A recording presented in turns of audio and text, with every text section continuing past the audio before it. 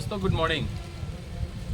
आज हम रायपुर के प्रसिद्ध तालाब तेली बांधा जहाँ पर हम खड़े हैं, इसलिए इसको बोलते हैं मरीन ड्राइव।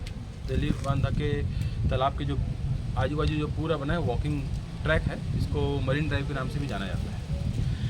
आज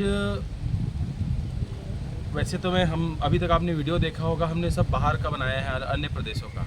आज मैं अपने प्रदेश के अपने राजधानी पे हूँ। मैं आज आया हूँ सवेरे सवेरे मॉर्निंग वॉक करने और मेरे साथ मेरे खास मित्र आशीष त्रिपाठी हैं, जो हम साथ में हम स्कूलिंग किए हैं।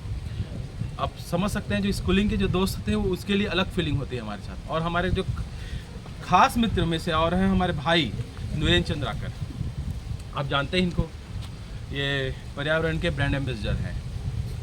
मैं आज एक अन्य विशेष टॉपिक में बात करने आया हूँ। आशीष त्रिपाठी जो मेरे मित्र हैं, मैं इनसे समझने आया हूँ, क्योंकि ये हमारे साथ भिलाई में थे और पिछले 10 साल 12 साल से ये रायपुर में शिफ्ट हो चुके हैं, परिवार से अपने काम कर रहे हैं। मैं ये जानना चाह रहा था कि रायपुर के पिछले 10 साल में कितना इन्होंने बदलते हुए देखा।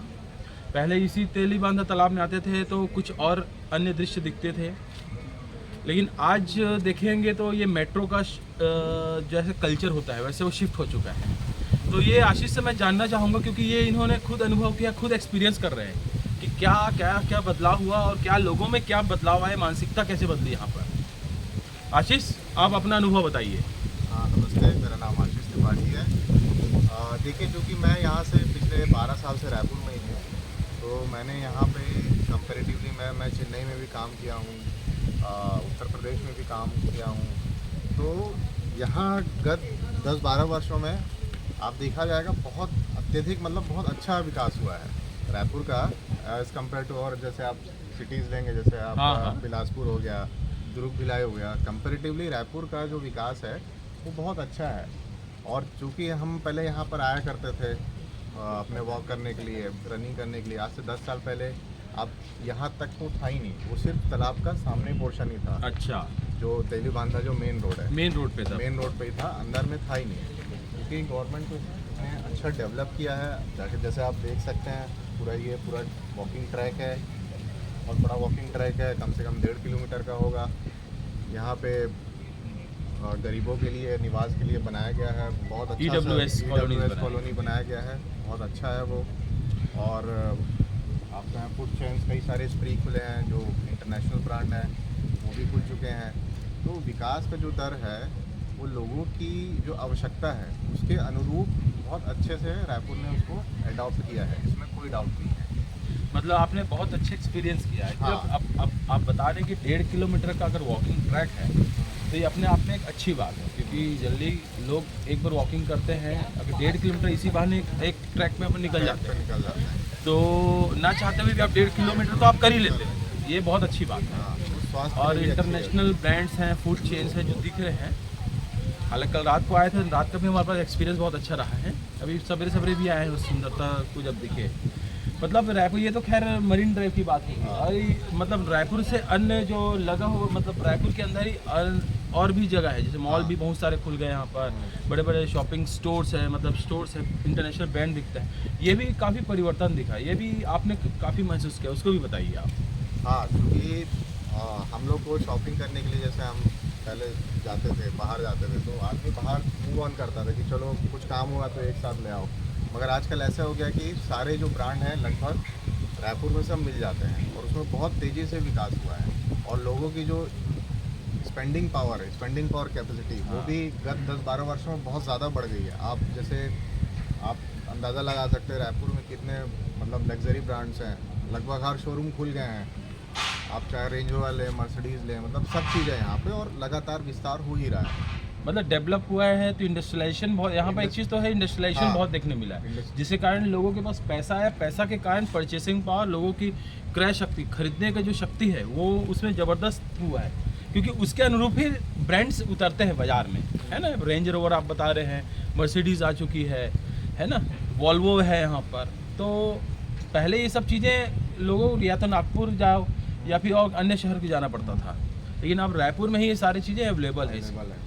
ये बहुत अच्छी बात है। और सरकारें मतलब पिछली सरकार ने भी आपके हिसाब से क्या किया, आपको क्या लगता है पिछली सरकार का भी एक्टिविटीज कैसे रहा और अभी सरकार के पर्सनल में देखिए, जैसे हमारा छत्तीसगढ़ 2000 में बना है, तो मैं समझता हूँ 2008 से जो 2019 और 18 तक जो काम चला है वो बहुत तेज़ी से काम चला है। अच्छा, वो बहुत तेज़ी से काम चला है, और चूँकि अभी ये सरकार का समय उतना ज़्यादा नहीं हुआ है तो उसमें हम जज भी नहीं कर सकते हैं, क्योंकि 2 साल बीच में हाँ एक कोरोना के कंटिन्यूस कारण- प्रोसेस है लेकिन वो हाँ, एक कंटिन्यूस प्रोसेस है। और मैं जैसे समझता हूँ, जैसे हमारा नया रायपुर है, वहाँ पे हमको कुछ बीपीओ इस टाइप का, कुछ टीसीएस, इन्फोसिस, ये टाइप की कंपनी में हमको वहाँ सेटअप करना चाहिए। हाँ नॉलेज पार्क बनाना है, हाँ, आपके knowledge कहने park मतलब जैसे हाँ। नॉलेज पार्क होता है आप वैसे उनको- इस्टेब्लिश आप किया उनको जाए। फ्री में ज़मीन दो, इलेक्ट्रिसिटी दो, बाकी सेटअप का कॉस्ट उन लोग अपना खर्चा खुद ही निकाल हाँ लेंगे। हाँ, ये जो हम और हाँ। अन्य वीडियो में भी हम बताते रहते हैं, सेम हाँ। आशीष का भी यही मानना है कि नया रायपुर में एक्चुअली बताने का मकसद ये है, नया रायपुर में बसावट बहुत कम है बहुत कम है। अभी भी लोग वहाँ रहने से डरते हैं, कारण कि बसावट है नहीं, तो लोग परिवार वाले सोचते हैं कि उतना दूर अकेले हम क्या करेंगे, है ना। तो ये मन में तभी हटेगा जब तक से वहाँ पर बसावट नहीं होगी। बसावट होगा कि लोग वहाँ क्यों रहें, तो वहाँ पर नॉलेज पार्क बनेगा, तो वहाँ पर बिजनेस स्टैब्लिश होगा, बिल्डिंग्स बनेंगी, तो लोग आएंगे। लोगों का मूवमेंट बढ़ेगा, तो लोगों में कॉन्फिडेंस बढ़ेगा। ये बहुत अच्छा सजेशन हम पहले भी बोल रहे थे कई जगह कि नॉलेज पार्क छत्तीसगढ़ में जरूरत है। हालांकि हमने स्पेशल भिलाई के लिए बोला है मैंने, क्योंकि भिलाई शुरू से एक एजुकेशन का हब रहा है। काफ़ी लोग वहाँ से इंजीनियरिंग कॉलेज और बहुत सी इंजीनियरिंग कॉलेज हैं, वहाँ के लोग पूरे पुणे, बेंगलोर, दिल्ली शिफ्टेड हैं। तो सरकार को एक ऐसा नॉलेज पार्क इस्टेब्लिश करना चाहिए जिसमें कम से कम यहाँ के जो टेक्नोक्रेट्स है, जो टेक्नो से जुड़े लोग हैं, उनको एक अपॉर्चुनिटी मिलना चाहिए। एक अच्छा सुझाव है। और अच्छा कि आज आशीष ने भी यही बात बोली कि सॉफ्ट नॉलेज को यहाँ पर इस्टेब्लिश करना चाहिए, कंपनीज को इंट्रोड्यूस करना चाहिए, उनको रिलैक्सेशन देना चाहिए टैक्सेस में, लैंड्स में, पावर्स में। अब कुछ क्राइटेरिया बना दीजिए आप हाँ। कि 20%, 30% का आप लोकल को प्रेफरेंस दें। हाँ। उससे क्या होगा कि और हाँ लोकल को पहले चांस मिलेगा। वैसे भी आप बाहर जाएंगे पुणे, दिल्ली, बम्बई और या फिर अन्य शहरों में, तो मैक्सिमम हम देखते हैं कि छत्तीसगढ़ के लोग हैं, स्पेशली रायपुर, भिलाई के लोग बहुत ज़्यादा मिलेंगे। एक अच्छा सुझाव है। और कोई विशेष सुझाव कोई सरकार के लिए देना चाहें, आपको लगता है कि ये नहीं, मुझे ये बहुत तुरंत की आवश्यकता है? यही जो मैंने बात की है ना, वो तुरंत की आवश्यकता है, क्योंकि कारण ये हमारे जो बच्चे हैं जो इंजीनियरिंग करते हैं, कई सारे जॉबलेस हो जाते हैं, मतलब उनके पास काम ही नहीं रहता। कुछ अच्छे हैं वो तो कैंपस में चले जाते हैं।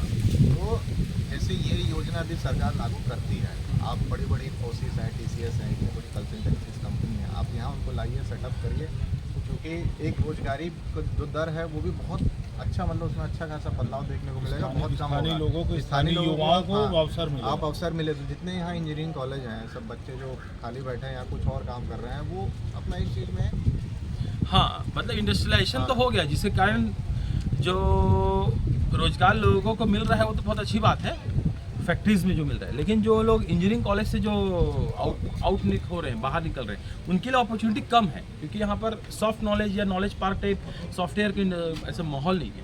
वो इसको लाना आवश्यकता है। और बहुत जिस हिसाब से यहाँ यहाँ service रायपुर का industry- माहौल है, मतलब बड़ी बड़ी इंडस्ट्रीज है, एयरपोर्ट है इतना, और यहाँ का हाँ, एयरपोर्ट इतना connectivity शानदार अच्छी है। एयरपोर्ट है कि कनेक्टिविटी इतना ज़्यादा है कि देश के जितने बड़े शहर हैं और जितने शहर हैं सबसे कनेक्टिविटी है। मतलब यहाँ बाजू में हमारे उड़ीसा है, वहाँ से भी कनेक्टिविटी कहीं और के लिए नहीं है, लेकिन रायपुर से कनेक्टिविटी आपको इंडिया के लिए मिल जाएगी।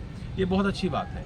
तो सरकार से अच्छा सुझाव है कि एक नॉलेज पार्क की तरफ एक स्टेप्स ले, लोगों को सॉफ्टवेयर जो डेवलप करते हैं, जो इंजीनियरिंग पढ़ने के बाद जो लोग बाहर जा रहे हैं, वो रुके और यहाँ पर उनको एक अपॉर्चुनिटी मिले। मेरा मानना ये है कि सर्विस बेस्ड इंडस्ट्रीज में आप ज़्यादा नौकरियां जनरेट कर सकते हैं। हाँ नहीं, ऑब्वियसली बात है।